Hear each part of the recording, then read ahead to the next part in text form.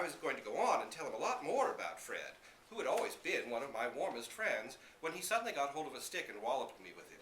"You keep quiet, like I told you," he said. He really was the shyest man I've ever met. It seemed to hurt him to be spoken to. However, he was boss, and I had to humor him, so I didn't say any more.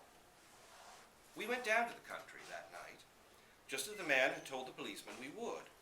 I was all worked up, for I had heard so much about the country from Fred that I had always wanted to go there. Fred used to go off on a motor bicycle sometimes to spend the night with his father in Kent, and once he brought back a squirrel with him, which I thought was for me to eat, but Mother said no.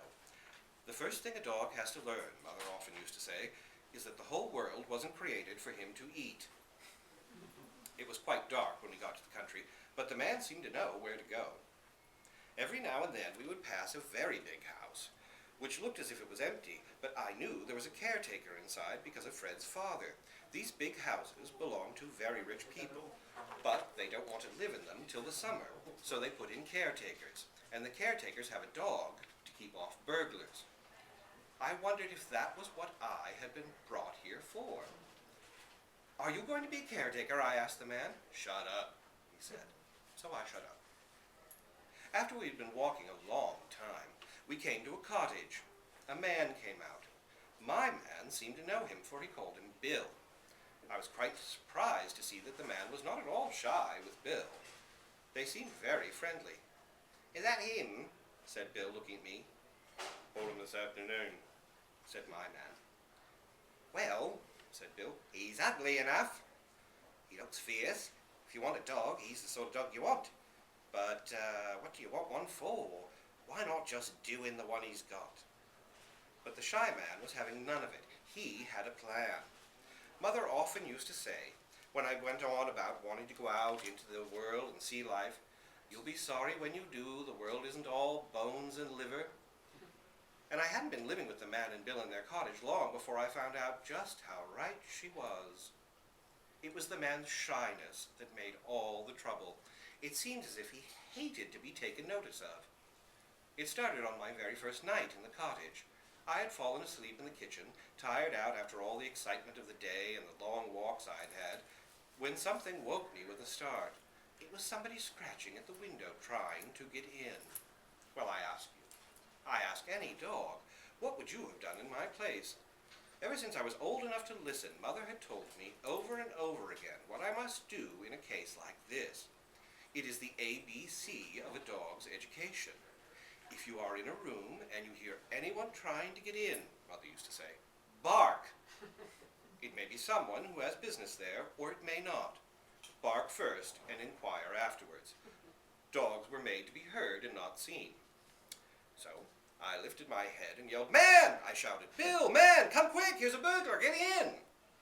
Then somebody struck a light, and it was the man himself. He'd come in through the window. He picked up a stick and he walloped me. I couldn't understand it. I couldn't see where I had done anything wrong, but he was the boss, so there was nothing to be said. If you believe me, the same thing happened every night. I thought it out till my head ached, and finally I got it right. I began to see that Mother's outlook was narrow. No doubt, living in a public house, barking was all right, but circumstances alter cases. I belonged to a man who was a mass of nerves, who got the jumps if you spoke to him. What I had to do was to forget the training I'd had from my mother, sound as it no doubt was as a general thing, and to adapt myself to the needs of the particular man who happened to buy me. I had tried Mother's way, and all it brought me was a walloping, so now I would think for myself. So next night, when I heard the window go, I lay there without a word, though it went against all my better feelings. I didn't even growl.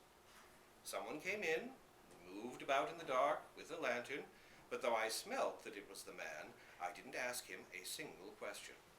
And presently the man lit a light and came over to me and gave me a pat, which was a thing he had never done before.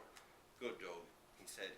"Now you can have this." And he let me lick out the saucepan in which the dinner had been cooked. After that we got on fine.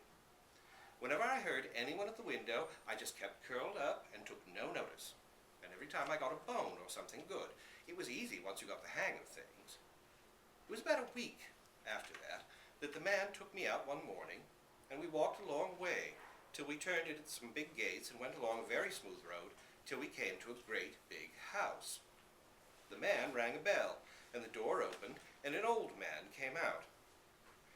"Thought you might want to buy a dog, a good watchdog," said my man. "Well, that's queer you saying that," said the caretaker. "It's a coincidence, it is. That's exactly what I do want to buy. I was just thinking of going along and trying to get one. My old dog picked up something this morning that he oughtn't to have, and he's dead, poor fella. What do you want for this one?" "5 shillings. "Is he a good watchdog?" "He's a grand watchdog." "He looks fierce enough." "Aye." So the caretaker gave my man his 5 shillings, and the man went off and left me. At first, the newness of everything and the unaccustomed smells and getting to know the caretaker, who was a nice old man, prevented my missing my man. But as the day went on and I began to realize that he had gone and would never come back, I got very depressed. I pattered all over the house, whining. You may think it strange that I should pine for the man after all the wallopings he had given me, and it is odd when you come to think about it. But dogs are dogs, and they're built that way.